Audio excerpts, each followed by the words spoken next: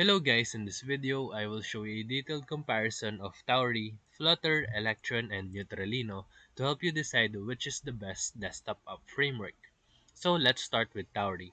Tauri is known for creating very lightweight desktop apps using Rust and web front-end frameworks like React or Vue. The major pros of Tauri includes minimal resource consumption, high security, and tiny build sizes, which is usually under 5 MB. However, the learning curve with Rust can be a challenge for beginners. Next up is Flutter, which now supports stable desktop deployment. Flutter uses Dart and allows you to create beautiful, performant UIs across mobile, web, and desktop from a single codebase. It's ideal for teams who want consistency across platforms. The downside is slightly heavier builds and higher RAM usage compared to Tauri and Neutralino. And now moving on to Electron. Electron is mature, battle-tested, and widely used in apps like VS Code and Slack. It's based on Node.js and Chromium, so it offers a rich ecosystem and compatibility.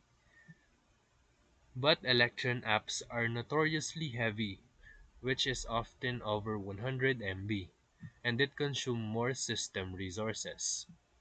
And now, lastly, Neutralino. Neutralino is a lightweight Electron alternative that gives native window control with much smaller app sizes.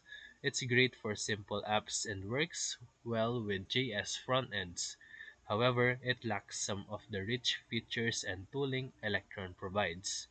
So, for final verdict, you can choose Tauri if you prioritize lightweight, secure apps and are comfortable using Rust. And you can pick Flutter if you want full cross-platform UI control and mobile is part of your stack. And you can go with Electron if you need extensive plugin support and you don't mind the size. And you can go for Neutralino for very small, efficient JS-based apps with minimal setup. So if this video helped you, feel free to like and subscribe for more quick tutorials, reviews, and comparison videos. Thank you for watching.